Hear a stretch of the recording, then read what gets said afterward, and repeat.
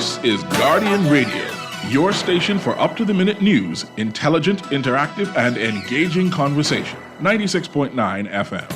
The views and opinions of the hosts and guests are their own and do not necessarily reflect the position of the management and staff of Guardian Network. La la la la. La la la la la la la la. La la la la. Oh yeah, oh yeah, oh yeah, oh yeah, oh yeah. I represent Bahamian people. I from Nassau, Bahamas, big up Bintan, bro. Boy, I from Bintan, bro. Right between West and Augusta, where them two roads meet, they call it Wilkinson Street.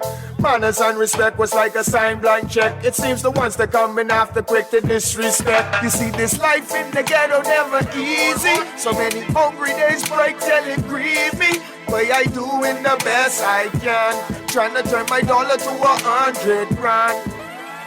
I represent the ghetto people. I from Nassau, Bahamas, big up Bintan, bro.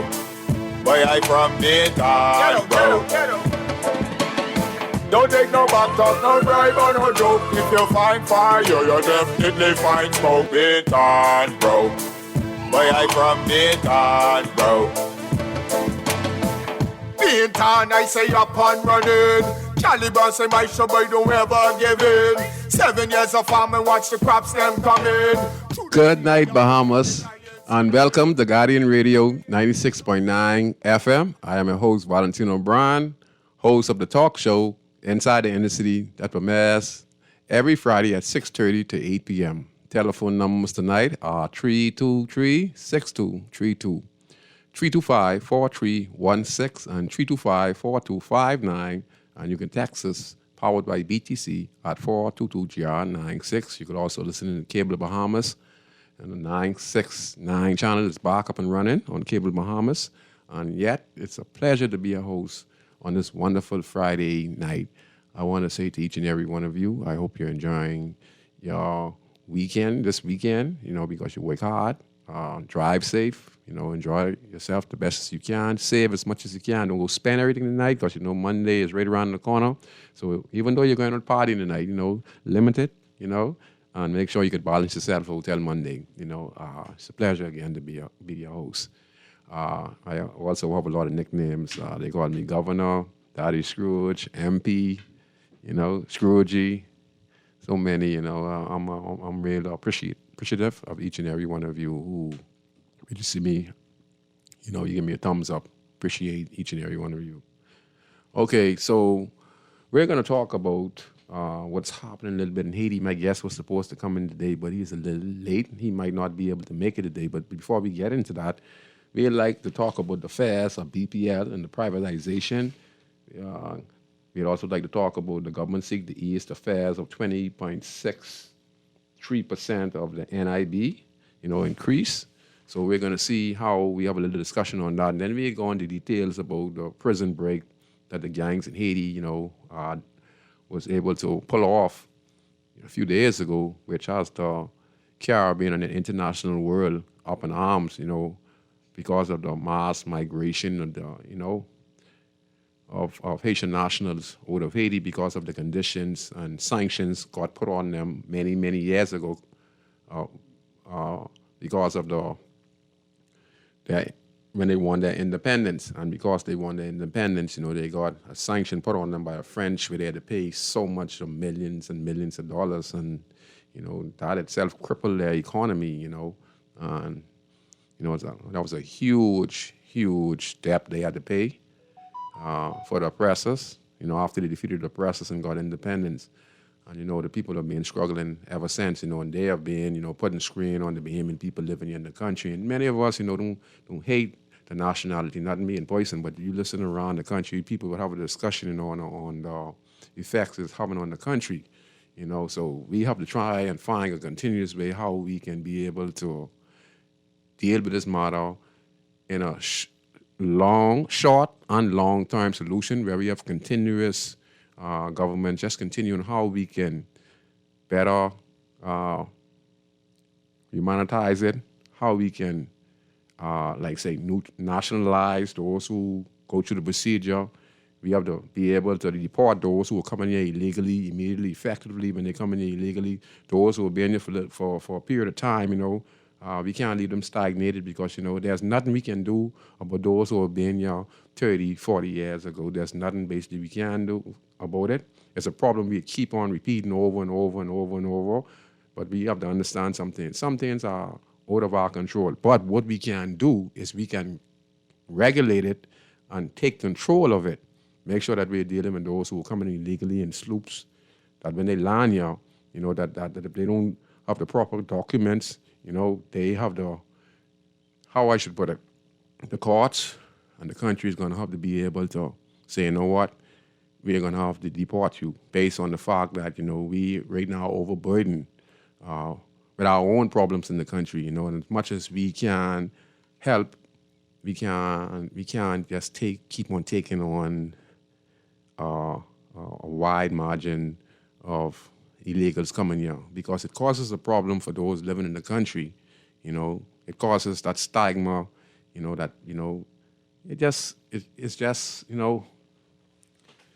see, it's very difficult for us here to come down on the Haitian nationals in the country because if we really understand the true history and the punishment they are being going through because of international laws and regulation, because they fought for their independence. See, people don't need to understand this.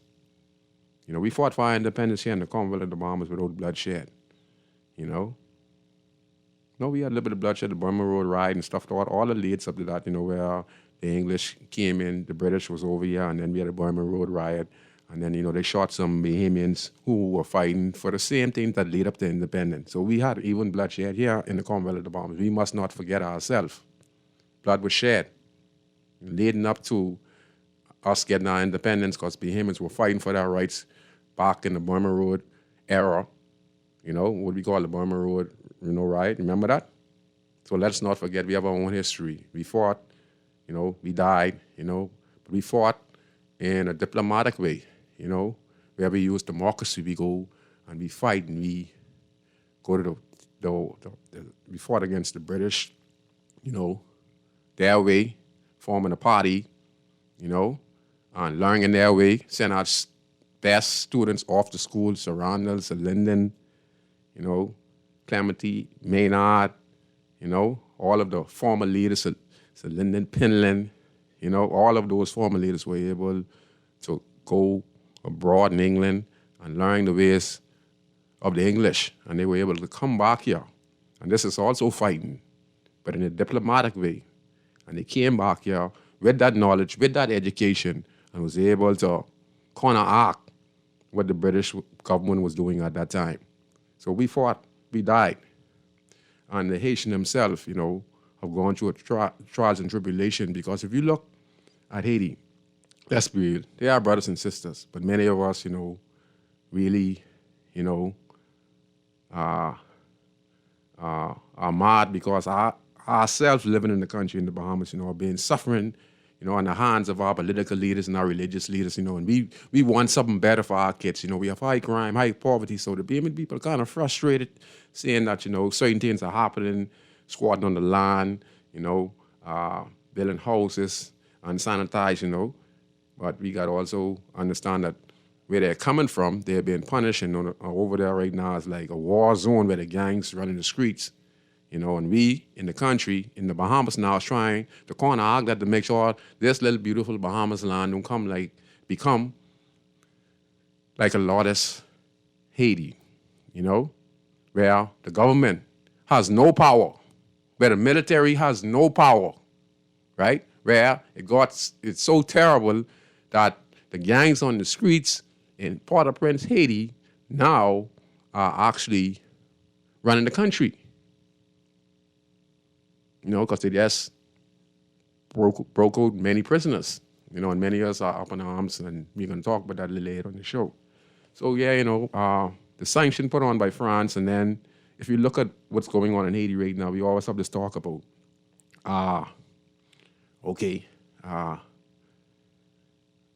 we also have this talk about, governments around the Caribbean, we just had a a program where the leaders of the Caribbean sit down. They was discussing the issues of Haiti just a few months ago and strategize on what they're going to do.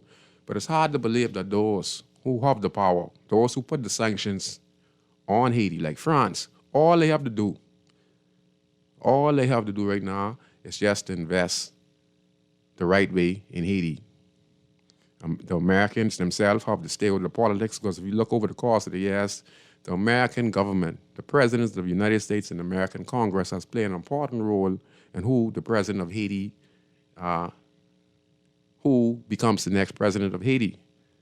If you look at Aristide, John Duvalier, and we go back and forth, many of them were picked by the United States Congress, and all this is documented. And this was just to destabilize the country, because even though those sanctions on Haiti that France put,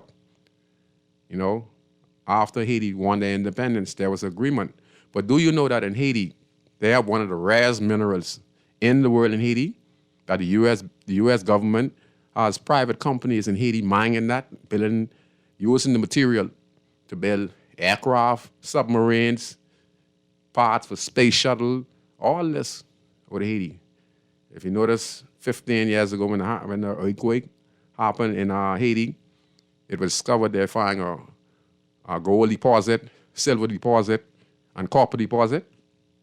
Haiti's a very, very rich country, but why is it that they have these natural resources, but yet they still can't benefit? If you listen to what I said earlier, you would see where the U.S. government and France are working together to destabilize the country by putting leaders in place who are there for not the interests of the Haitian people, but of the interests of France and America because of the natural resources. So we see all this mass migration, what is causing problems in the Bahamas, around the world, where Haitians are leaving Haiti looking for a better way of life, and when they come to other places that are trying themselves to make it better for themselves, fighting against their own government, that put the screens on the healthcare system, that puts the screen on the monies that is collected in the country. It now goes out because these people, when they come in, they have families, and where they come from, they want to be able to come here and make an honest living. Some here make an honest living, but the majority of them want to come here and make an honest living. So when they're working for the low-paid money, they know that their family back home in Haiti, don't have nothing much. So what they do, they collect the best they can and they send the money back in order to help their family. But it's all because of the United States of America and France. All they have to do is stop meddling in the people's business, right? Stop putting, politicians in place that have no interest of the Haitian national or the Haitians of Haiti. You understand what I'm saying? This is the main reason. Haiti is a rich place, but they can't benefit from their natural resources. Why is that? Because the major companies in Haiti are controlled by foreign countries who want to allow and give these people no percentage to better themselves. They have the biggest paint companies in Haiti. Some of the biggest manufacturing companies are in Haiti. Haitians are some of the most talented people in the world, but yet still they're driven by what? They're driven because international laws and regulation are punishing that nation because of what they did many years ago. Now it's out of control. It comes to a point now, you putting the president in Haiti now is not going to make a difference because it becomes so terrible. There are different fractions who are in gangs and politics, and they mix up. And corruption has gone all around, So now there's no straight and narrow for Haiti unless you start to empower the Haitian people. It's not going to be easy. I don't know how they're going to be able to do it, but one thing you're going to have to do is you're going to have to be able to empower the Haitian people so they can stay back home. Because we could talk all we want on this radio about them coming on those sloops and coming to the Bahamas. And many of them die on this journey. When we look on the news, we see them drowning and et cetera. It's hard, because we are all humans, babies and mothers pregnant, and you're looking at them. I don't think there's one person who would say, they deserve to die. I don't think we are that cold. that when we see on the news, and and the sloop hit the ground, and then you see the bodies floating. Sometimes mothers with their babies and young children, and So I don't think we that cold because we are all God's people. We just need to understand their situation. Their situation was created by superpowers, United States and France. They're the ones who causing problems all over the world with the Haitian people. Okay, let me give you a prime example. You get Haiti, right? And you get the Dominican Republic. They're in the same land. But you see the divide? There's a divide. Dominican Republic is more bigger than Haiti. This is one land mass, right? And you would see where they're of different, like, skin color, right? But it's a mix. One side, the Haitian speaks French, and I think the Dominican side is a Spanish-speaking part of Dominican Republic. And they don't get along with one another. The Dominicans, are really wealthy and well organized. If you look on TV, you'd see they're fighting over the Haitian national. I think what it was billing. I can't remember. I was seeing it on TV, and they were billing something. And the Dominican government didn't want them to bill it because it was going to better enhance the lives of the Haitian people. They want to be self-reliant because there's no government. So if the people of Haiti don't get together and come together as one to make something happen in their community, in their country, it's not going to happen because of all of the chaos. And there are gangs roaming the streets, heavily armed. And that's what most people don't understand. Haiti has a lot of assault rifle, probably the most in the Caribbean. Because I think it was mentioned that in the Iraq War, I think in the documentary, all of the AK-47 collected in the Gulf War when George Bush was the president. I don't know if it's George Bush Sr. or George Bush Jr., but it was recorded the AK-47 gathered was collected and dumped in Haiti. And Haiti is the major transport place in the Caribbean for firearms. So if you want firearms, you go to Haiti. Why is that? Like I said, they have gold, they have silver, they have one of the rarest minerals. Like when you watch Black Panther, that same aragonite or whatever, not the aragonite, what it is, uranium or something like that, they have that in Haiti. And they're mining that today with the U.S. Army and private companies mining that, and they're making billions off it. And they're not getting the Haitian people not a cent out of it. So they're not poor. So this is intentional. Just like we're here trying to get our natural resources, we're talking about this our crown land and we deserve to have this crown land. We need to have this sovereign wealth fund, and then we saw that the Prime Minister put the sovereign wealth fund under his wing, and we have not heard nothing about that since. You understand? So we're still fighting, and that's why many Bahamians are frustrated, because the struggle is real for them, because they are fighting in this country today, want a better life. With different governments, the AFNM, the PLP, and little by little, it starts to improve, little inch by inch, but it's too slow. So the Bahamian people are frustrated, and just like how the Haitian people in Haiti are frustrated and want a better life, but it's so difficult for them because of the desperation in people. See, they ain't normal people no more, Their structure changed, their mindset changed. They become strugglers, so they're not thinking irrational. Some might be thinking irrational, but those who grow up poor, seeing all that violence, they become unsensitive, and they're actually poor in their minds and the way they think. If you watch and you see on TV and you see some bringing people up with tires and et cetera, et cetera. That's because they have let the country decay, and they are beautiful people, because over here we have a lot of Haitian nationals who live in the country, who are friends who grow up together from small, went to school with, we are best friends up to this day. Nationality doesn't make a difference with us. You know, the Bahamian people just have a problem with those coming in the sloops and then coming in, having babies, using the healthcare system, coming illegally, using the healthcare system, putting a burden on the Bahamian taxpayers' back.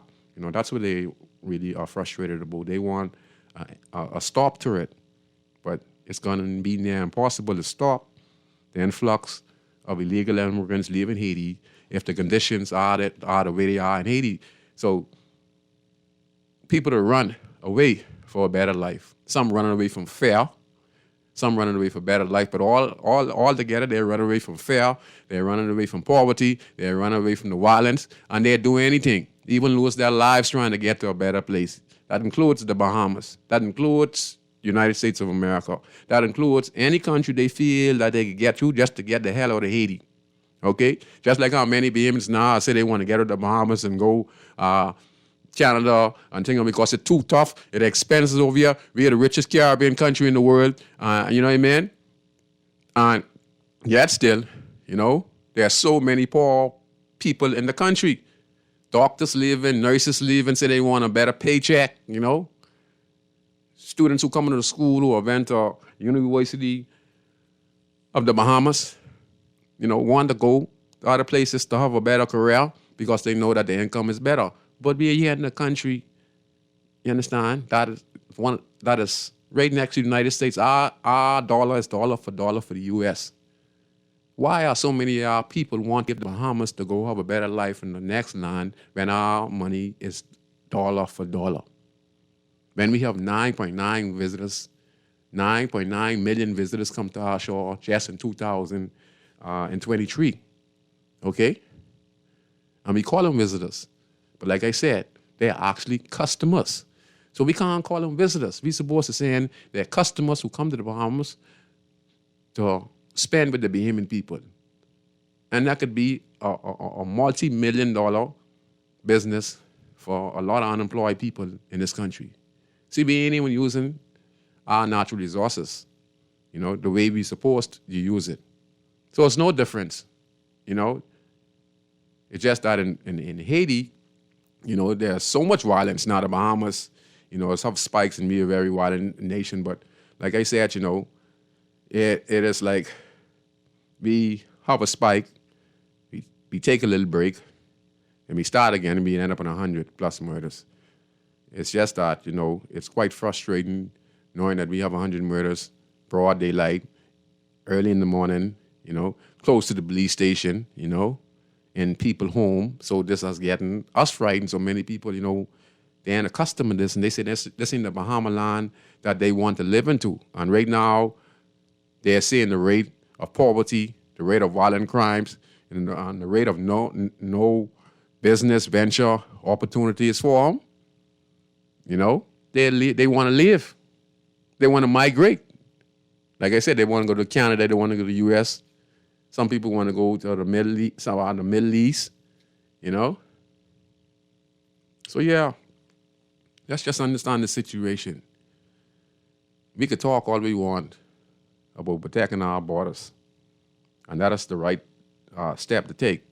But as long as there's desperation, and as long as there's poverty, and as long as there's corruption in Haiti, and as long as they don't get to the point where France, if we don't hold France and America responsible for the decay and what's happening, the effects of their meddling in Haiti's affair, it's affecting the whole entire Caribbean. It's the fault of the Americans and the French government. Okay? They destroy those people's infrastructure. They make those people violent. They make those... I believe this was a design plan, to tell you the truth. So I just want us to take that into consideration and understand what really causing it. Okay? America and France are the main reason why we're having this problem with Haiti. All they have to do is to start empowering the people and stop meddling in their affairs. It's going to take a little while for them to stabilize themselves, but you have to start, because right now there's no law and order. The military is non-existent. It's just shoot out.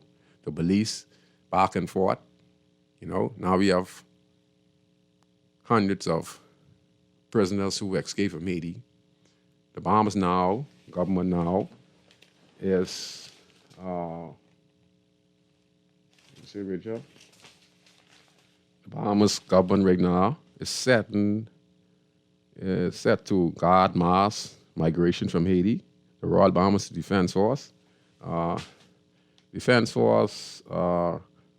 Commodore Rodney King said the Royal Bahamas Defense Force has established a blockade in the southeastern Bahamas to guard the country's border against possible mass migration from Haiti. He said that resources declined to the blockade to the northern coast of the Haitian Windward Passage include 6 surface assets, 1 aircraft, and 120. Let me see. Go to page 7. 120. You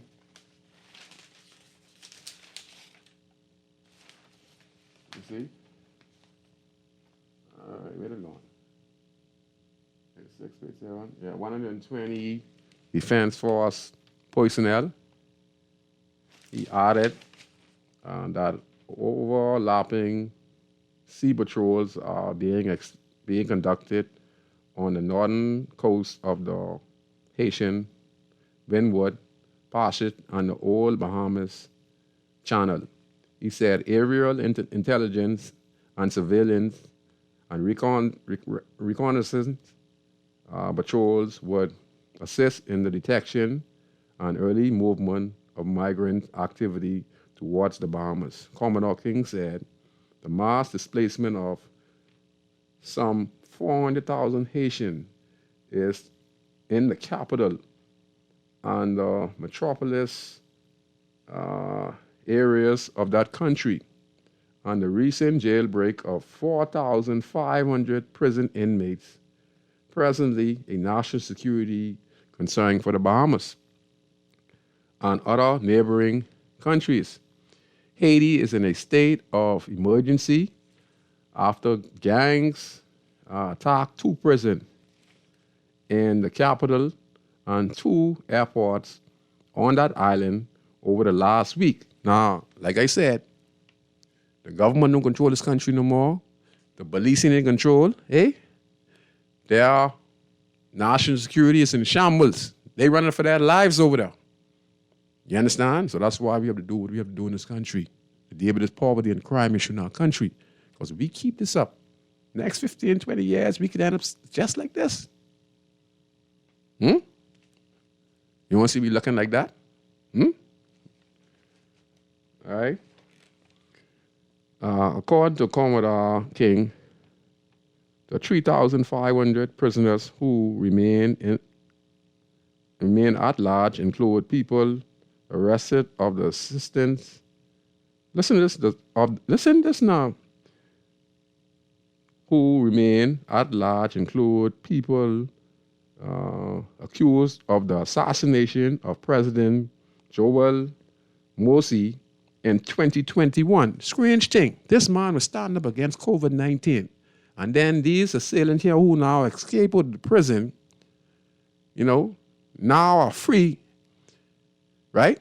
And they said that they were sent by someone connected to the U.S. government, right? And they were arrested by the same gang leaders in Haiti after they killed the president. And this is around the COVID-19 because the president of Haiti at that time was a very, very good man. He wasn't doing the things that they appointed him to do. He was doing the things for the people, and he didn't want the vaccine to be spread in Haiti. So there were assassins were sent in the capital, and they killed him. It was on the news, and you saw the footage. And then if you listen to some of the interviews, they said some of the persons who were locked up for this incident, who were captured by the gangs, right, after a long shootout, because they couldn't get out of Haiti. And the gangs got them. And they turned them over to the proper authorities. Now they was in Haitian prison. Okay? And one or two of the guys said that they were sent there to kidnap him at first. But then they got a call and the orders changed. It means that someone called him now and say, kill the president. Right? So all this ain't seem funny to you guys out there seeing that what is happening in Haiti is a coordinated military, what'd you say? Put together by parties to keep the country destabilized. And as the country get destabilized, you could take the natural resources from right under the country's nose. Because the country would be in chaos, but you keep the oil rams going, you keep all the major companies, you keep the oil factories going, you keep the pink factories going, you keep the industrial business going, because you gonna have them heavily armed, then you're gonna be paying the gangs, not attack. Watch it on the movies, you'd see these things. All of this is just planned, excuse me. You understand? And get us. Wanna hate Haitians and Haitian hates Bahamians, In cases we hate, we had a back and forth. They're in our country, they here, and, they ain't supposed to be here. And then the Haitian here say, we outnumber you here and all that. And, be everywhere in the country. We heard on the video where the guy was out there a couple of years ago, and we outnumber you guys, and, we want to take over the Bahamas and all that stuff. See, that ain't gonna work. You can try a lot of you want. See, it's a good thing that when you come to the Bahamas, you pick up the Bahamian ways. Okay? So what you think is meant to be bad, end up turning good. People is end up picking up the culture. You don't believe me? The majority of people in John Canoe right now are Haitian nationals who rushing the groups right now. You know why?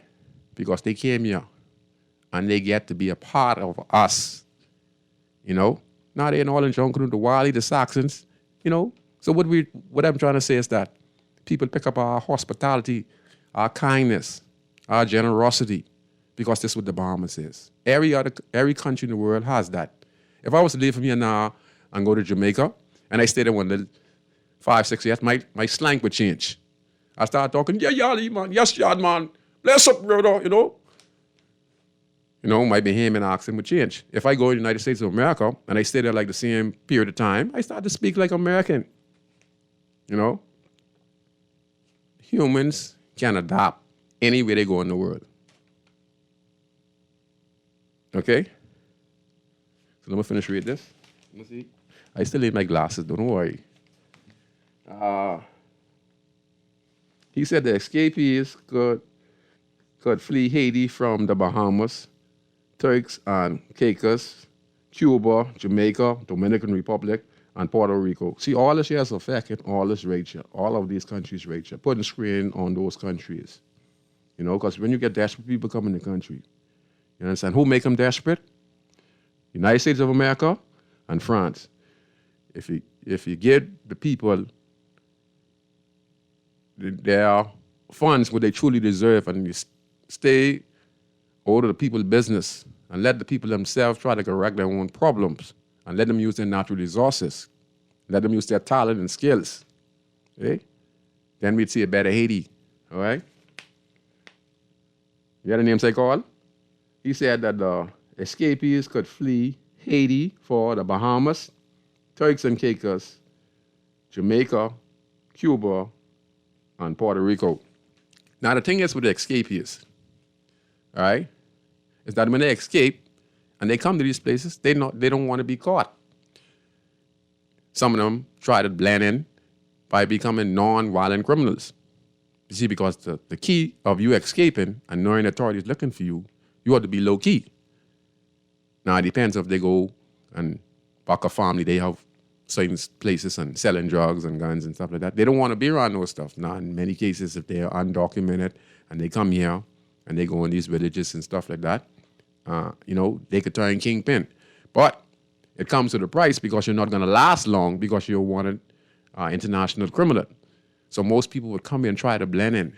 They try to get little jobs. They try to stay out of the problem. They don't want to be identified. You understand? Just like how I say, the Haitian nationals are mostly in the John Canoe groups in the Bahamas. Ask anyone. So if we're trying to say we need to get rid of this problem, how could we get rid of this problem? if the people have become a part of us, what we can do is to make sure that we deal with those coming here illegally, quick, fast. We do it with dignity. We make sure that they have food and water. They make sure that they have been processed, where they get the fingerprints. We let them know that we understand your condition, what is going on in your country, but we can't because we have a country we're trying to save. We have enough people who are Bahamians now that we have taken under our wing. We understand the situation, but we can't. It's too much strain on us, It's just too much for us, and that's what the Bahamian people are saying. So we just need to protect our borders the best way we can. Show love and kindness for those who come here illegally and they are apprehended. That we do them due diligence with the courts, how we treat them, and make sure that when we send them back, they are in good health. And for those who are born here and been living here for all these years, our government is going to have to find a way on how they can regulate them, make them know the laws of the Bahamas, let them know the national anthem. A lady suggested this a few months ago. You shouldn't be able to come and be a Bahamian citizen unless you know the national anthem. The laws of the Bahamas. You should not. And those who are here illegally, who, again, we can't get rid of them. We're going to find some way on how we could give them a temporary citizenship, and that's based on the fact if you stay out of trouble, you're contributing to the development of the country, paying your taxes, and the temporary, it's more like a probation. So if you yourself decide to get involved in the criminal offenses while you're on this temporary work, you'd have your temporary work permit, your temporary citizenship, and in the course of that, if you do any violent crimes or you go before the court and you're not contributing to the Bahamas, the courts can look at it and view it based on the evidence and can decide to revoke your temporary citizenship or your permanent citizenship based on the fact that you are a menace to society and could ship you back. Could. I won't want to be so cold to say it because I'm not that type, but many people out there who listen, they would say, yeah, but I'm not going to say you guys can say it. But like I said, it based on your contribution, you stay out of trouble, you're a decent law-abiding citizen, you deal with your taxes, you contribute, and as you continue to grow, and after 10, 15 years, you could get 10 years or 15 years of good contribution, of good reports. You check it on time with immigration officers. The resident that you stay and the area that you stay is nice and clean, then you could get your citizenship. And it still can't get revoked. So I just want to say that. I get some messages coming in. Let me see. All right.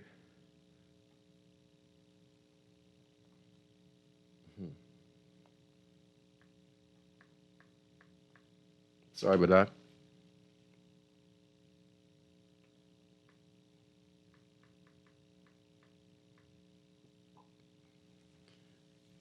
Yeah.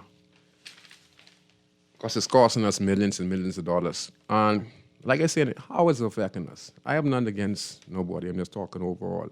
How does it affect us? It affects us by like this.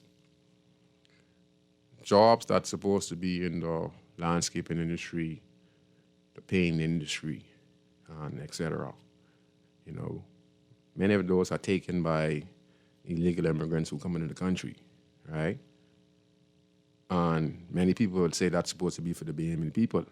And then people would say, I know a lot of Bahamians don't want to work or they're lazy, or it's because Bahamians don't want to work for the $250 because they feel that, they are Bahamians, they should be making like $15 an hour, or $20 an hour, or $10 an hour. So BMs don't really want to go on a job and making like $4 or $5 an hour. So many BMs would be reluctant to go work for a minimum wage job. So they feel that they're in the Bahamas, they should be making anywhere from $1,000 to $1,500 a week, based on the fact, like I said, it'd be $1 for $1 for the U.S. So those jobs and then end up in the hands of desperate people who come here to make legal money. That means they do the little small jobs. They'd work for $150, they'd work for $200. So many companies around the country would hire those people. Some would get work permits, some would, but it's just, and then you have the Asian national. They look out for one another. So when they get a little job permit, and you can't blame them.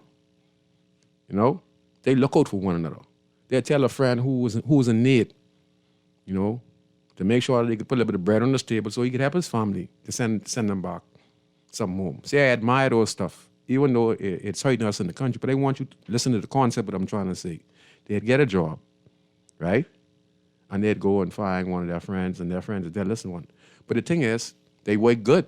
They work fast, They work cheap, but they work fast. They don't slunk on a job, If they go in and they'll put up a whole a wall or something, man, I talking about within 2-3 days, the wall is up. If they're going to plaster a house or build a building, and if the building's supposed to be scheduled to be built in a 6-month, 7-month period, you give it 3 months to build and build. You understand? So don't think for a minute that it don't benefit the Bahamas, because a lot of these buildings in this country were built at cheap labor of the Haitian nationals. That many would say take the jobs away from the Bahamian people. But it's many people who hire the nationals, because the nationals, they're desperate, but they want to come make an honest living. So when they go on these jobs, they go to work. These people don't even eat lunch. You understand? That's how desperate it is. That's because they want to make sure work and get the job done and head home, So we just have to protect our borders and, do the best we can to stop as many sloops coming in the country. And those who living in the country right now who want papers, we can't do nothing with them. Let me tell you why I say you can't do nothing with them. If they get locked up right now in the stage, lock them and go before the courts. And then when they ask them and see how long they've been living here, what they're going to ship them back? You're going to ship somebody back who have been living in the country, even though they're here illegally. Think about this. But they were not caught in a 20-year period. So what the police has been doing? What is the immigration department been doing? Just like this is a wanted criminal who break the law, and they've been living in the country for 20 years undetected. They've been working. They might have been paying national insurance on 1 or 2 jobs, but they've been living here for 20 to 25 years. So now when you catch them, like the police catch them, and you ask them the name, they show their passport, right? What you're going to do, it's hard for you to send them back home. How are you going to send them back home when the guy say I've been living here from 1990 and it's 2024 and he ain't get catch? He or she ain't get catch. And by the time they don't have 4 or 5 children who probably done are Bahamian citizen, because they went through the procedure. They wait till they were 16 or 18 and they apply. In that time frame when their parents was undetected, when the police didn't catch them, when the immigration department didn't catch them, when the Bahamas government didn't catch them, but they've been living here all that time. But in that time frame, their children has been able to do it the legal way. That means they go, they by law, they go, they register, they apply to the Bahamas government, they apply to the immigration department, they go through the procedures, then they get called in, and they become a Bahamian citizen. So how are you going to send the mother and daddy back when the children now are Bahamian citizen? Doesn't make any sense to you?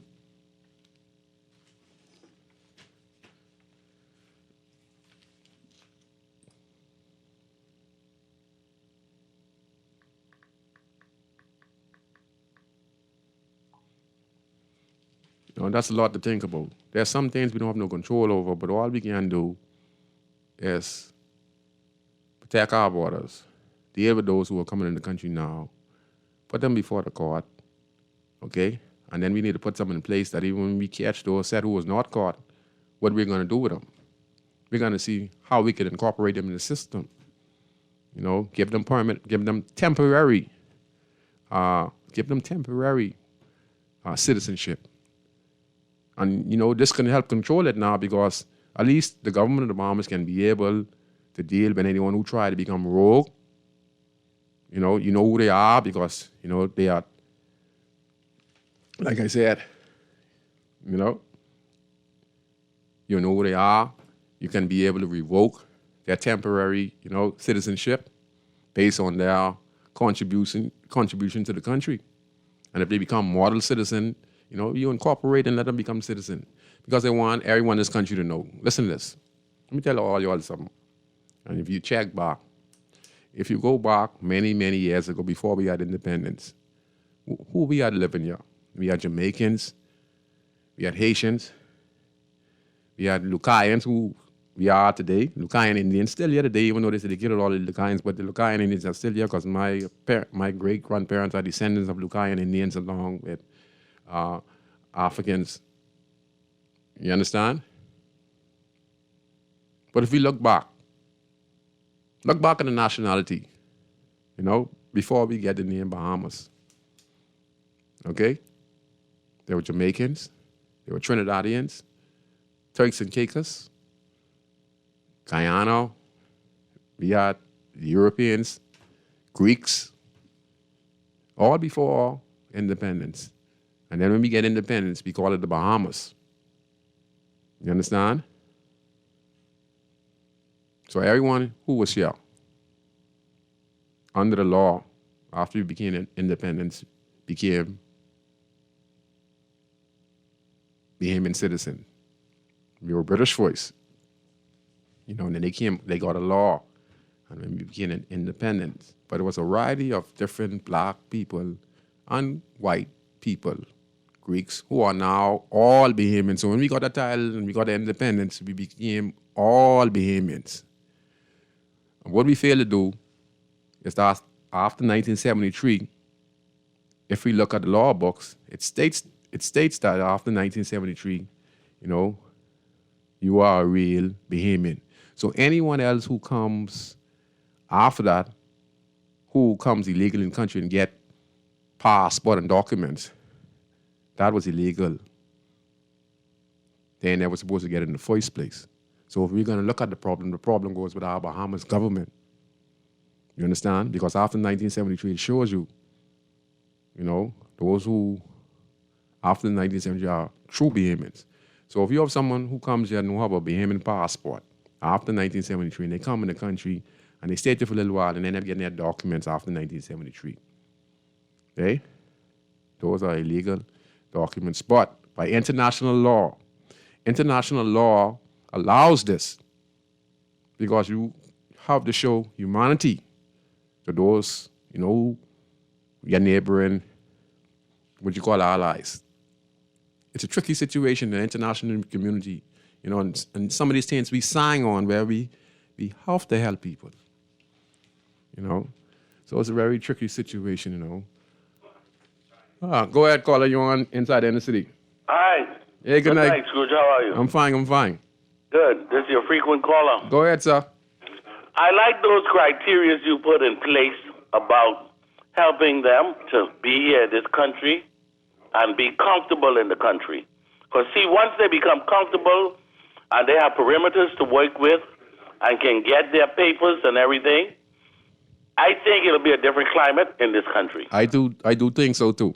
They are good. I hope the government is listening to those criteria, because some of those things you said I never thought of. And the thing you mentioned about the mineral that is in Haiti, I think I was watching a documentary one time, and the Haitian government, I think, get $200 for the gram of it. And when it gets to the United States or those other big countries, it's sold for $2,000. There you go. So it is robbery. Yes, sir. And they need to allow these people to run their country, make the money that they make. And it's the same thing that's happening to us, you know. Yes, sir. Because our sand, our salt, and all of that, it goes, especially the salt. Yes, sir. Goes up there in Philadelphia, and we buy it back. Buy it right back in the store. The molten And they salt, right? selling it $200 a ton, and they giving us $2 a ton down here. Okay, like I said, it's the same thing, you see? Right. So, these big countries rob the little countries. And you got these families over there that they that got money put aside for their fourth generation. And we got the first generation we tried to get straight. And we can't get ourselves straight yet. Mm-hmm. But one of these days, you got to talk about the taxes the government putting on us, too. Yes, sir. We got to have a talk about that. Definitely. Because, this is just killing the middle class. Yes. But you brought us some good points of criteria to infuse them into our system. Yes. Because I always think about how we can, or how would we do it. But if you put a stipulation on their citizenship and their permanent residency and their work permit and say, if you are found breaking the law, doing any foolishness, even your children, go on.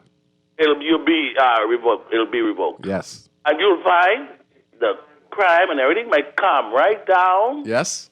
And you wouldn't have all these guns and all this cocaine in the country. Yes. But that's where it's coming from. Yes.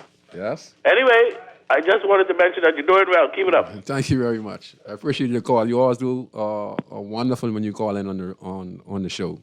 Yeah, it's just stipulation. You can make it a temporary residency with stipulation. Then you could work your way up to permanent residency. And those who get in that permanent residency, as I said, who done been here like 30, 40 years, 50 years ago, we have to give those people, because if you were saying to us, listen, if you were saying, these people don't need to be here, they need to get out, right? We need to do this. We need the government to do this. Listen, it never happened. It's a slow process, baby. There's some things out of our hands. So let's be realistic now. You think right now in this country, honestly speaking, we could get up raw and we start to say, we want these people out of the country. How in the hell you can get these people out of the country? What, the police? The defense force? No, that can't work. We have to strategize and come up like comprehensive plans like water protection. We have to come up with plans where we can give them temporary citizenship. Then citizenship, we have to make sure that those who coming in on the sloops now are sent, put before the court in a timely fashion and sent back. Simple as that. And those here, they are citizens of the Commonwealth of Bahamas. And to make sure that they don't abuse it, we have stipulation where we could revoke it if you're dealing with human smuggling, because you got family, you got friends, and some people know to see his dad got. And then we see Haitian, Bahamian, or Bahamians working together and smuggling Haitians in the country, which costing the strain on our country. So if you have these temporary temporary residency, and you are found doing any one of these things, you could put before the court, like I said, if the evidence presented fully and you are found guilty, your citizenship can be revoked. This would make people think twice, and this would make things better in the country, because now you're the people who will be more comfortable in the country, because now they feel they are part of the country. But in all the major groups, Bahamian people, Haitian nationals are in these groups, and they are part of the Saxon, the one family, so we can't get rid of them. But we could stop those who coming in on the sloops today, tomorrow, right? But treat them humanely. And the set who are here, let's regularize them. Let's give them a future in this country. Go ahead, caller. You're on Inside the Inner City on Guardian Radio. Ali, think someone on? Go ahead, caller. Golly Davis talking away along with you, Scrooge. Good night, good night. Scrooge, we need justice, law, and order in this country, the Bahamas. Every Bahamian have a voice, every real Bahamian. But you know something? Some Bahamian vocabulary causing this country to stay nasty. Some people live in this country, they even don't know how to clean the outside toilet, got a whole neighborhood stink, and we don't want that. We don't need that. So, we got to be careful of our vocabulary. But some of us, Bahamian, can't take care of our own self, our own people. But we can invite people who our tax money got to take care of. That's a bunch of bull. Thank you. Okay, good night to you. Yeah, and when you're talking about, you're probably talking about the filth that we're seeing in the country. Again, I don't criticize people, okay? I try my best to be a professional because, I don't hate people, and I'm not gonna say nothing bad against nobody if I really don't know your background. But like I said, coming from that country, where that type of environment, streets are full with garbage. You look at the rivers, you look at their water table, their rivers, you look at their ponds, you'd see a lot of garbage and etc. So you're looking at Nassau and you're seeing a lot of dialect vehicles and stuff like that. And we say this is not the Bahamas that we once knew. We need to get the Bahamas pristine and cleaned up again. So many people are saying this is because of the Asian nationals migrating here to the Bahamas, that the Bahamas is so filthy. Many of us might agree on it. I don't know if it's so true. It could be true. Bremen making a point. It could be true. But if we have rules and regulation in the country, see, Bremen, you making good sense. But think about this. We have rules and regulation that says you shouldn't put dialect vehicle. You shouldn't fix a car. You shouldn't have a run-down house. Your garbage shouldn't be overrun. But who's supposed to be enforcing these laws which are not being enforced? So if we have people coming in the country and they're dumping garbage in the next neighboring yard, where are the authorities? Where are the police? Where is the minister of environment? Where's the team of the environment? Who's supposed to be walking the streets and to make sure that there's no buildup of garbage and etc. And now, so it's the fault of the government. Yes, the people could be nasty, come from Haiti with that mentality and coming to Bahamas and doing the same thing. But if we have no one monitor the streets, right, and giving people citation, right, we ain't making no sense because the country itself is not being run properly. We have the laws on the book, of what that talks about cleanliness, about dialect vehicles and yards filled with garbage, but we're not enforcing it. We're going to take this call. Go ahead, caller. You're on Inside Inner City. Hello. Good night. Good night, Scrooge. How you doing, man? I'm fine. Yeah, Scrooge, listening to you sound like you finished, man. Huh? Listening to how you talking sound like you finished, man. And then like, you come in legally and whatever, been there for 30 years, and myself gave him a passport, myself. Scrooge. Hey. And we got to stop that, man. Because, we could then see what, let me show you something then. The government know what they're doing. They know they're doing nonsense. They're putting them on PLP, right? Okay. Yes, because sir. all they're doing is putting them in the arms. Okay. You don't see the spirit of those people. You see how they scare everyone, break up their own country. Yes, sir. And you know what? It's so ironic, right? And it's like, you breaking up your own place, and the people running, and they're running from themselves. But come in another country, and it's just like, well, we need help. They need to go home and take care of their country. The whole thing is like a joke because, you got this barbecue man. I guess he was a law enforcement officer, and he's governor or king of Haiti right now, eh? Hello? I listen. You know what I mean? It's like the whole thing. The whole thing is basically, to me, it seems to be like a setup. You get it right. There's always a complaint. Very quick. The dead president. The this and that. From the time of the Nation Revolution. It's the first free black set of people. And right now, today, what happened to the Haitian spirit? I think greater powers are in place, like the United States and France, that put the sanction on Haiti many, many, many years ago. They just finished paying that sanction off about 5 years, Yeah? Yeah, they put a sanction after Haiti won their independence and run the French show. Mm-hmm. They give them, the French came back and they went to court and they told the Haitian government they have to pay millions and millions, and that was worth billions today. And they just finished paying it off 5 years. Yeah. Like they trying to get this force together to go to Haiti to try to bring peace, right? Uh-huh. you don't think France should go back in there and do what they have to do? Yes. Because I mean, like it was always this thing against, like they hate France, right? Yep. But France is a superpower, almost more like close to a superpower than all of the other nations that in Africa, right? Yes, sir. And I mean, like France is going there, man. You know, they don't like the Frenchman and the white people anyhow. That's right. And all of in other people's countries, and don't want no one to go in their country to try solve it. But it's putting every one country doing what they want to. Yeah. That ain't right, man. No, the Haitian people need to be responsible. And this year they don't legally fly no flag in this country, but on the 18th, it's independent, you got to fly that. You know, because they show look how they are. They don't care nothing about their country. Because they care these ones who around there walking around and stand up a cell phone in their hand and all kind of things while their country flying down and people, their family getting murdered and things. And they ain't got enough balls to go on that plane and go over there and try to get their country back.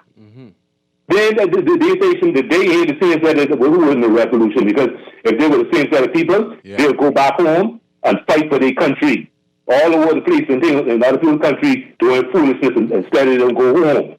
And seriously, that's what they're supposed to do, because they in this country, right? And they ain't want to be the Haitian. They Haitians, and they ain't want to go Haiti.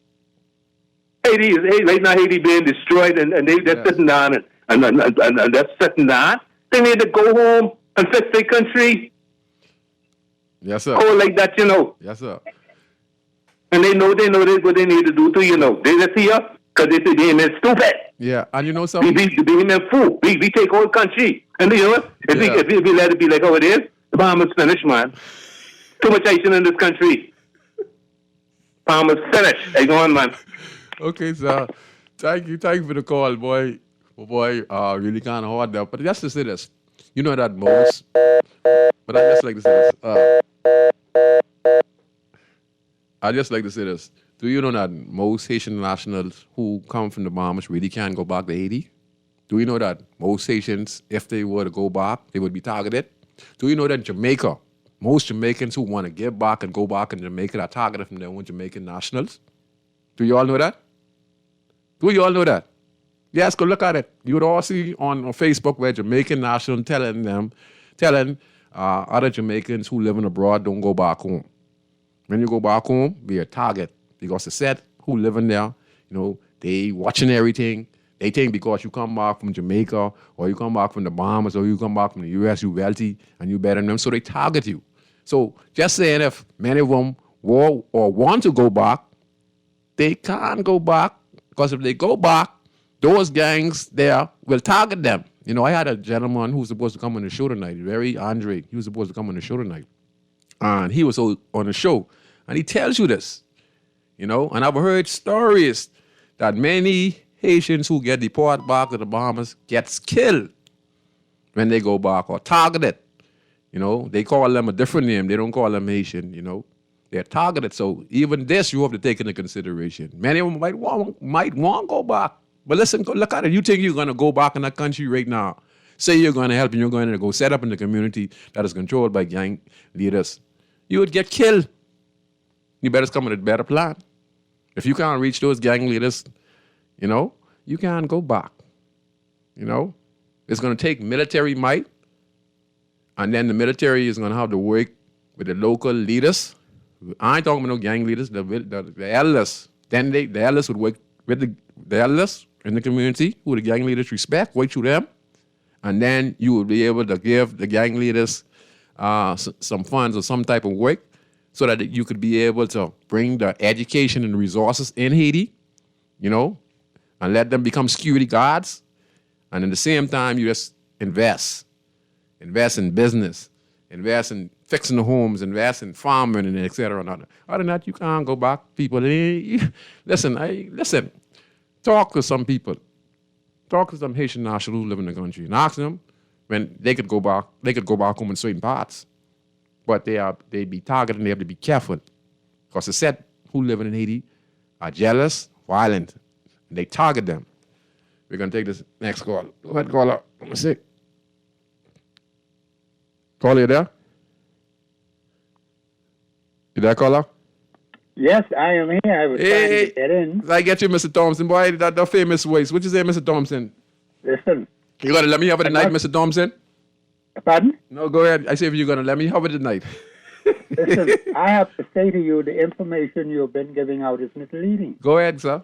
It is not accurate. Go ahead, sir. It is not constitutionally sound. Mm-hmm. Let me start from the very beginning. Go ahead, sir. July the 10th, 1973. Yes, sir. Not every single person in the Bahamas was entitled to citizenship in this country. Who gonna get registered? Listen carefully now. Those who gonna get registered now. No. Listen to me carefully. Go ahead. You said all of those who were in the country, July the 10th, 1973. I said that, yes, sir. I did say that. They were citizens. Yes, I said that. Yeah, but that's inaccurate. That's not Okay. constitutionally sound. Okay, go ahead now. You make that point. The point is, the Constitution has about 12 articles relating to citizenship. Yes, sir. Those who were in the former colony, Mm-hmm. the Bahama Islands, Yes, sir. right, Yes, sir. who were living in the Bahamas, Yes, sir. and those who were born here Mm-hmm. in these islands Yes, sir. on July the 10th, 1973, Yes, sir. were a set of Bahamian citizens. Yes, sir. That's where it starts. There are specific articles that speak to persons who were from the Commonwealth, the British Commonwealth of Nations. Yes, sir. Those who were British, the British, Great Britain, and a colony. The Constitution is very specific to persons who got here under immigration status. You must also understand those former colonies of Britain who were already independent at the time we became an independent nation Yes, sir. do not qualify. Say Because that they're again. not- Say that one more time. Say that one Let more me time. repeat it. Let me repeat it slowly. Those countries that were former colonies of the British Commonwealth, Yes, sir. those persons do not qualify to become citizens of the Commonwealth of the Bahamas. You know why? Because they're already independent nations. Okay. Only those who were under the colony of Britain. Mm-hmm. Okay? Yes, sir. So that means there were some people who were working here from, and you know, according to the Immigration Act at that time, they could have qualified for citizenship. Yes, sir. Most of them left the Bahamas. They didn't even stay. Mm-hmm.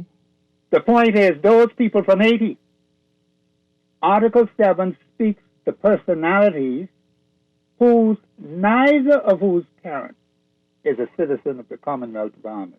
This is after July 10, 1973. Yeah, that's why I could talk about 1973. Notice I get it right, and that's why I could tell you about 1973. No, you didn't get it right. No, I said. All of the information you gave out is not constitutionally sound. Well, Listen to you very carefully. now, let me just say this. I listen to you quite. I got to let you continue. Let me just say this to you. If that is so, then why we have so much people with passports who did not born here, but have passport with 2024 on it? You will answer me that. Let me tell you why. Yeah, let me hear that. Because the government of the Bahamas. Listen, but you got to listen now. I listen it. The government of the Bahamas has been acting with a fraudulent document called the Bahamas Nationality Act, Oh, listen now. Go ahead. which is not an act. You talk about the Constitution, but you say a falsified national act formed by the Bahamas. That is what they are working with today. So we have the Constitution, which says you cannot, but we have a national act put by the government says you can. Right? Listen to me No. carefully. Listen, I'm just saying if it's. If you let me explain No, it, I'm just you saying. will understand. I'm just saying. I'm separating it for you. No. It's no separation. Yeah, it has to be a separation. The because you just said- Nationality Act has no authority over the Constitution. No, but then it has authority over the Constitution because the people get their passport, right?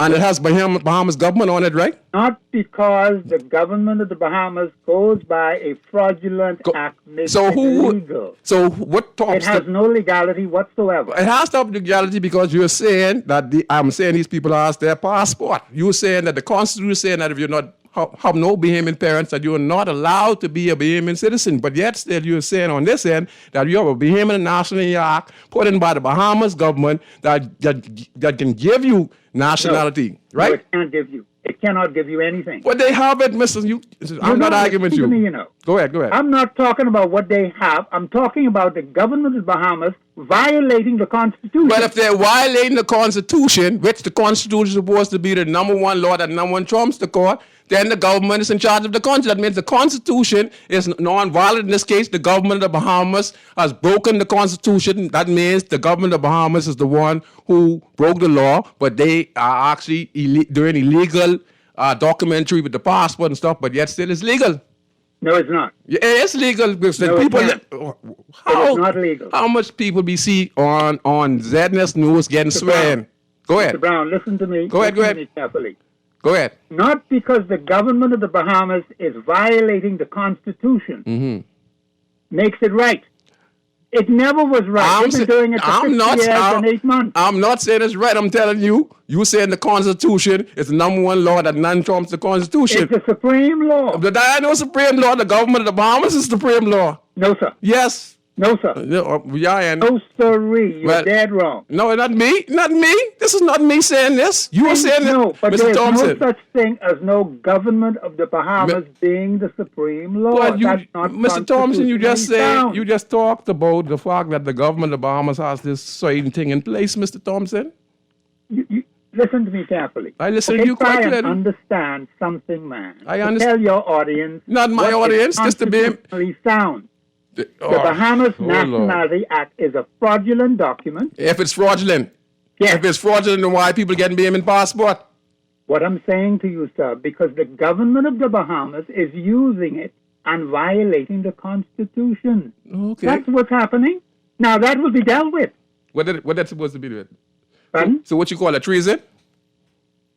I'll let you figure that one out. Well, if it's treason, why means he Brave Davis or Hubert Ingham or Perry Christie or the Minister of Education from all those departments, if it's illegal and the Constitution top all these things and that the government has this fraudulent document which they give... You just stick around a little bit longer. You will see the results of that. That's all I can tell you on that one. Because obviously, there are some things you do not clearly understand when it comes to citizenship in this country. Not only yourself, Brother Brown. No, but I'm saying... not trying to belittle you or anything. No, you can't belittle me because I'm going by what you said. You just said the Constitution. No, you're not going by what I say. I am saying that you go by the Constitution of the Commonwealth of the Bahamas. Yes, sir. The government of the Bahamas is violating that Constitution.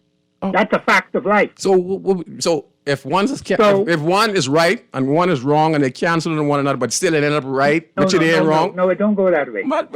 That's how it doesn't go that way. Well, you said not because somebody steals something. Not us, not the Bahamian people, the government, the Bahamas stealing it. I'm not talking about the Bahamian people doing anything. That's the Bahamas government. What did I say to you? The Bahamas government giving the people the document. That's right. So they're the ones who are the culprits. They're the ones who are giving that's right. documents. And I'd wait for the day, Mr. Thompson, I wish I lived to see your age. The day I see Brave Davis before the court, Hubert Ingham before the court, Perry Christie before the court, and all the former ministers before the court. I'm not even getting into that. I just said. I'm not. No, that's what you say, and you have a right to that view. I'm not knocking that at all. Yes, sir. You just stick around a little bit longer, and you will see how this matter will be dealt with. Yeah. But there's a lot of fraud going on. That's what I'm talking about. In this country. By the government. Now let's say that. Yes. Now that's what it is. Now we making good sense. No, that's what it is now. Has always been for 50 years. So how much? Let me ask you a question. How many people? Listen now. Right. How many of you out there, Bahamians, challenge the government? How many? Oh, me? So listen to me. How many have challenged the government? I challenge the government right now for better empowering the Bahamian people in this country. So I ain't that. I doing my own battles right now. You're doing your own battles? Yeah, I do my own battle. All right, just let that one die right there. No, I do my own. You know this. You know my work. So when it comes to helping the country, it ain't me. No, it ain't me. No, it ain't me. It's other people out there who you gotta say that to and let them try to be a part of the conversation. The Bahamian people need to recognize what their Constitution allows them to do. And because a lot of our people do not know the Constitution, they're misled and deceived. Yes, sir. I'll tell you this before I go. Go ahead, sir. The Attorney General of the Bahamas has said that they could supersede the Constitution through ordinary legislation. I am saying the same things now. Go ahead. No, but that's what they're working on now. They're trying to do that. That can't happen. See? It cannot happen. It is not legally sound. It is not constitutionally sound. That's the key. See, Not because they are violating it makes it right. But that will be dealt with in due time. You just stick around. You will see how that will pan out. Okay, but right now, what I'm saying is the information you were giving to the public, and I listened to you very carefully, the information is not constitutionally sound. It is inaccurate. Well, let me put it like this. If I'm wrong, let me just say I'm wrong. But I know one thing. You said something so powerful that if I'm wrong, then the former Minister of Immigration, the former Prime Minister, the one before him, the Minister of Immigration, all of them supposed to be brought up on treason charges in the country. Because if what you're saying, see, what I'm trying to show you is that I'm talking about the 1973 thing, right? And I'm trying to, was saying similar to what you're saying, I'm trying to tell you the corruption. See, if you was listening closely to what I was saying through the lines, if you was listening closely what I was trying to say from the beginning through all the conversation, I was sharing you from 1973. And when I said everyone, well, first of all, I wasn't even referring to everyone. I'm talking about those who were here, and like you said, the British colonies who were here and were independent. They cannot be citizens, right? Because they're already independent. For us here in the country who were here, Jamaicans and who were living here, who were British citizens, and when we became independent, all of them became citizens. I agree on that. Only those, listen carefully, only those who were in the former colony, born there, right? And in the Bahamas, in the colony, July the 10th, 1973, they became Bahamian citizens. Yes, sir. Yeah. Yes, sir. Now, not everyone, like I said, in the Bahamas at that time became citizens. No. That's an error I think you because why I'm saying that, because you have a lot of people who didn't get registered but were here in the country, and eventually after time they incorporate themselves in the system because it's impossible to catch everyone in the country. It's just like you saying all of the Africans get wiped out, or all of the Egyptians get wiped out, or all of the Lucayans get wiped out. You can't wipe out the whole race. You understand? Because Lucayan Indians still live here today. My great descendants were Lucayan Indians from Red Bay. I heard you mention that. Red Bay Andres. So you can't wipe out the whole entire race. You understand? No, I'm not talking about wiping. No, I'm just saying they wasn't able to catch those persons who were in the country at the time and the country became independent. But those persons were still here. And eventually they gradually incorporate themselves in the system. That's all I was saying. How they gradually incorporate into them. They just keep on being here. Didn't get catch from the authorities. They didn't get catch from the police. They didn't get catch from the immigration officers. Just like right here in the country. Just like the government made them citizens. Well, who make them citizen? So who you think is make them citizen? Let me ask you a question then. Let me tell you this person, and I'm gonna end this with you. When I was on the streets, as a top guy on the streets, I can name a few of my friends who ran around, and help. Listen, I ran around through politics, ran around and help people who were here illegally get their documents. And you know who helped? Let me tell you who helped. The opposition, get their lawyers and get these people regulating the country right now. And like how you saying, it's illegal, all right? I'll tell you one thing. If it's not constitutionally sound, it has to be overturned. Yeah, I don't care who it is. Mr. Thompson, you could say that, right? That I respect you because you're a man of this Constitution. But when you open your eyes and see that this Constitution, you think this Constitution stands for anything, you ever hear about legislation when people add on to the Constitution, just like you talk about the citizenship? The citizenship. You cannot add on anything. Then what is the citizenship? The same thing. The citizenship you talk about, where did it come from? Brother Brown. Well, let me ask you a question. The citizenship you talk about. I'm going to answer your question. Go ahead. You cannot add. No. Answer the question. Where did the citizenship come from you talked about? Where did it come from? The Constitution of the Commonwealth of the Bahamas. No, sir. See, listen, you're running from the far. You just talking I'm not about running from anything. You're talking about the citizenship. Where did that come from? Did the government? I'm answering you Go now. ahead. Go ahead. Constitution is the only document that determines who gets citizenship. Listen, under what conditions? Listen. Nobody else. Listen again. You just talk about the citizenship was introduced by the government. Who introduced it? The government, right? Listen carefully. The Constitution is the supreme law.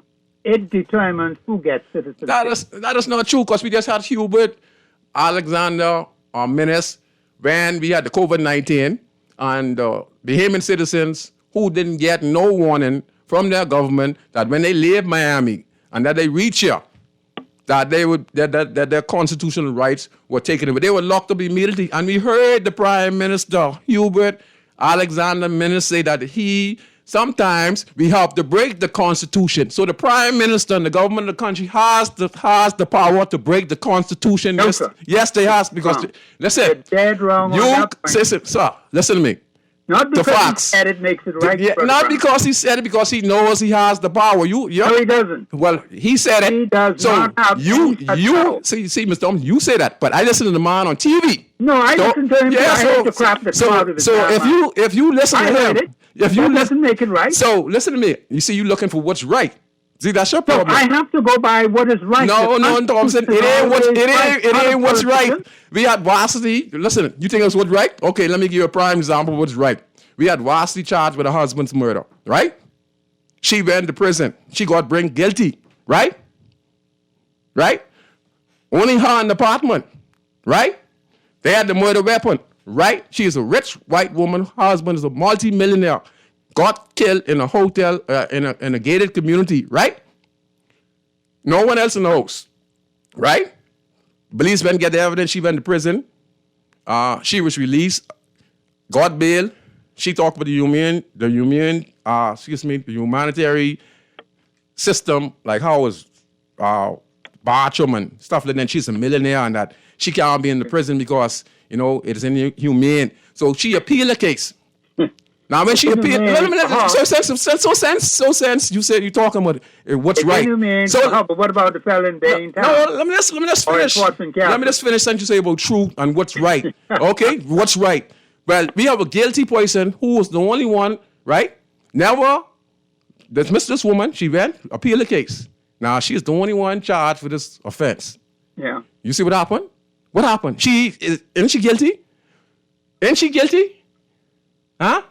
And she's supposed to be in Fox Hill prison right now? You know what she went a case on? Technicality. But she is the one who's responsible for killing her husband. But yet still, when she go on to court, they do some type of mumbo jumbo with the lawyers, and the woman free, and she's not living in the Bahamas no more. So it's not what's right, sir. It's not what's right. Not what's right. Okay. It's not what's right. It's who you know and who you connected to. Okay. That's what it is. And that's the prime example. She guilty. Okay. She guilty, but yet still she free. So it is not what's right, sir. I'll tell you one thing. It's a good thing there's a God above. That's right. Now him. And he will deal. That's right. Now you're getting what I'm trying to. Yes, it's right. Right. It's right with God, but with man, it's not right. The truth, you could speak the truth, but to them, it ain't the truth. That's what I'm saying. It ain't the truth. Okay. That's what I'm saying. Now you get what I'm trying to say. I'm not saying you. I just thought I would call in because I know the information is not accurate. I have no problem with that. It's misleading. It's not constitutionally sound. But you're entitled to your view now. I'm not. No, you're not trying to knock me. You're just giving your opinion now. I'm all for that. But I'm just trying to say you could be right on what you said with the Constitution, but you are people who would break the Constitution. This matter will be severely tried and tested, and you will see the results of it. I'll be waiting on it, Mr. Thompson. You'll get it. Mr. Thompson. And when this happens, I'll call you. Yes, sir. I'll be the first one to call you. I'll be waiting, Mr. Thompson. You're wonderful night. Yeah. You did a wonderful nice job. talking to you, Brother Brown. Okay, sir. It's all the best as you go forward. We just having a conversation. It was not a row between me and Mr. Thompson. No. It's not a row. It's just a matter of, the Constitution allows you to express a point of view. Yes, sir. You have your point of view, and as a citizen of the Bahamas, I have a right to express. Yes, sir. Constitutionally sound information. Yes, sir. I agree. To the public. I agree. Yeah. Okay. Thank you very much. It's my pleasure having you on, Mr. Thompson. And that's what it's about. But like I said, Mr. Thompson, he's a man who deals with truth, and he deals with what's on the book. But this time and era, it's about corruption and breaking those rules and regulation. We're going to take this last call. Go ahead, caller. This is the last call. I was waiting for a while, but I was always listening to Professor. So go ahead. But I like your argument. But of course, corruption, right? But the Constitution must be upheld. Okay, it must be seen to be you must uphold it. And so I guess he was meaning, the Nationality Act was passed out of the referendum. And so once the people are not educated, by upholding the Constitution, and people become more knowledgeable about it. Yes, sir. But the powers that shouldn't be will always obscure and create this and that. I saw the distortion of the Constitution during the pandemic and Okay. the right to bear arms in America, etc. You'll see it over and over. But if the citizens are weak, then the Constitution doesn't mean nothing. I've said it over and over, right? Okay. Right? So the professor said that. Yes. But what I was calling for was to shed some light on the information that Maudie had called and talked about, the iridium. Iridium was the metal that you guys are talking about. Yes, sir. So this iridium is used for spark plugs, pen, ball joints, etc., and compasses and all that. It's very expensive. So Maudie was off a little bit because last I read, it was about $6,000 an ounce. Wow. So what happens is it's listed on the internet as $4,900, but the price fluctuates. But its value, of course, more than gold. And so it is listed as a troy ounce, which would mean that it's about 31 grams. So isn't it interesting that a normal ounce should be 28.3 grams. But seeing the fact that this is a very valuable mineral from out of Haiti, all of a sudden the ounce is now more than 2 or 3 grams more than what it should be. Yes. So in Haiti is an enriched place, and I like the history of Haiti also, but you don't hear about a guy called Charlemagne Massina Peralta. So I had gotten the name confused. I call him Francisco Petagotti, but that was incorrect. I read a lot. Yeah. So what I'm saying is he was a real freedom fighter, handsome guy, who was against the American occupation, all right, during the time that they said they went in there to foster stability from 1915 to 1948. So that's a long period of time. But what happened was his rebel forces were so belligerent and so tactical and skillful, he posed a threat to them. So what they did was they actually crucified, when they caught him, they actually crucified him symbolically to spread fear and the among rest. the inhabitants. You see what I'm saying? So you don't want to hear these atrocities about America. So this is why they're unwilling to go there. And of course, the last caller before the professor who talked about France's responsibility, but really basically the European committee. The community, right? And so, people get, behemoth people, and I agree with you. We can't send back all the Haitians. Some of them are miscegenated. Some of them deserve to stay, of course. But, we must deal with the numerology. You know what I mean, Scrooge? Come on, man. I have a Haitian friend. He was born in Freeport. He went to the States. He said he was sent back after 20-something years. So I disagree with you on that because I don't know what he's mixed up in, but his mother called me from the States the other day. He was in altercation with the police. She was trying to get him to get a bipolar card or whatever. Because he's a nice person, but he's bipolar. But he's cool with me. But the people who don't know him, he's belligerent. Like he switches personality, and he is very somewhat dangerous sometimes. But I don't know. The police don't beat him, and she called me and she get me a little down because I thought he had died, right? But he was with his daughter, so she didn't have no idea where he was for a couple of days, and he was with his 4-year-old daughter. And I guess she's in the hands of somebody, maybe a stranger. But you see what I'm saying? Yeah. So I don't hate people because I have Haitian demon friends and Haitian American friends.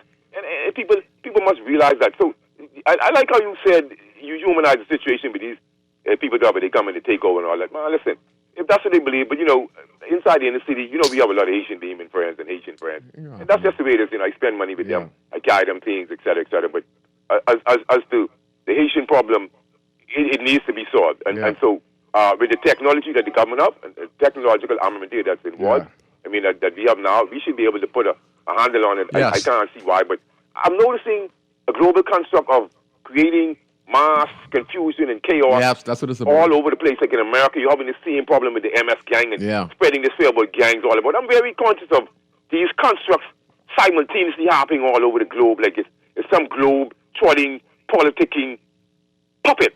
Like a puppet master creating these scenarios throughout the world, and then all of a sudden there's a black swan event for the unconscious. But for me, there's no black swan event. Yeah. Because there's no black swan event. The only black swan, even if the star job of the sky, that's not a black swan event for me because the Bible said it could happen. All of these things, the earth shake, diverse places. Yeah. Some days, but I talking about man-made constructs then that they dub black swan events, which would mean, all right, let's say for me, a black swan event for the average unknown person would be a cyber attack in which the whole a cyber grid shuts down. You can't able to withdraw a bank, make a transaction. But the most mindless, spineless humans who love technology so much, they would suffer because they are mindless as the power that technology has over them. Yes. But they haven't realized the incremental steps to control humanity via technology that I call technology, you see? So you see why I'm vexed and so emotional when I speak.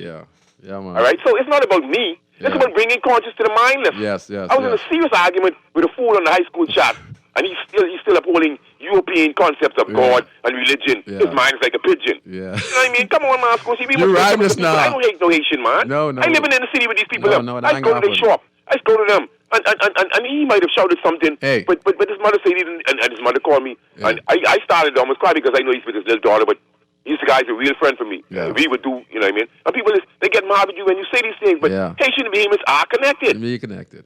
But we can't, you Scusi, man, you did well tonight. You humanize the situation. We cannot absorb all of them. No, we can't. But we have people, and I want Asian people to know that people are exploiting them also. Yeah. And all this talk about they smarter than us, and listen to me. None of us came here on the passport. None of us came here with a visa. None. Give thanks, Scusi. Bless up. None. Always remember that. That's true. None came on the passport. All of us some came on the slave ships and some were ever here, you know. So we completely out of time. I hope you enjoyed the show tonight. And I just like to say to all the callers, all the listeners, you know, my job is not to discriminate, you know. Yes, we have a problem with migration, illegal immigrants coming in the country. Yes, we do. Yes, we have people who have some type of we have bad intentions, but we have a lot of good Haitian nationals. People are saying, you know, they hate Haitian. Are y'all people crazy? Haitians are on the defense force, the police force, in government. How are you going to get rid of them? You don't know who is who now. Some of these people are in the biggest set of positions in the country right now. You understand? So let's stop being thinking so, like, you know, come on, every government department, directors, teachers, ASP, holding some of the biggest positions. And so how are you going to get rid of them? How are you going to get rid of you? You ready to talk? Oh, I don't like Haitian. The guy right on the side is Asian. Say some bad things to him, and he get a whole gang of guys right around the corner, just like I'll be him and get that guy. And you saying all kind of bad things with him and his family. You ain't even know.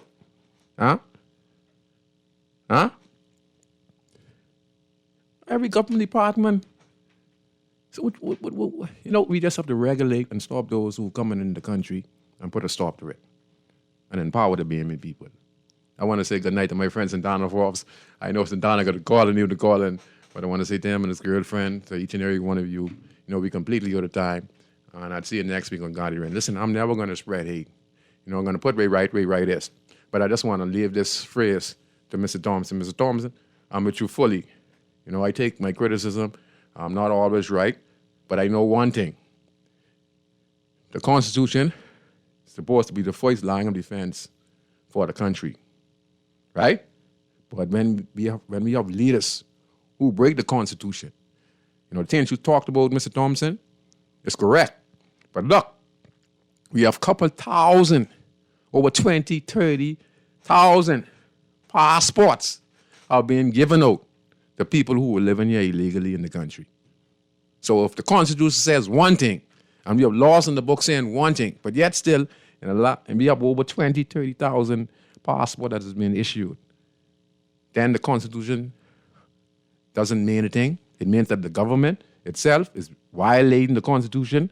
All of the leaders who were leading the country, Immigration Department, Prime Minister, Minister of National Security, all those 20 to 30,000 passports from 1973. See, this is what I was talking 1973, because we have a record.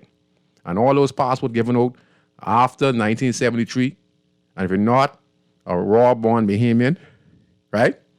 If the law was executing, then everyone who were a part of government should be held accountable. So the Constitution, yes, it's the first line of defense, but we have corrupt leaders who break the law. And then you also have legislation add on to the Constitution, like Mr. Thomas was saying, but they add on because he talked about the Citizen Act that the government came up with, that counteracts the Constitution and make it legal, even though it's illegal, but makes it legal to give out documents, you know? So I just want to say to each and every one of you, I don't spread hate, and that's what I'm never going to do. I know one thing, and I know this. Be careful on who you say you don't like, because you don't know who, hey, is who in this country nowadays. And I know you all know. So no spread no hate. Let's spread love. Let's just deal with our immigration laws. Let's be human. Let's be human with our ways and how we treat other people. Let's use our law the right way we're supposed to use it.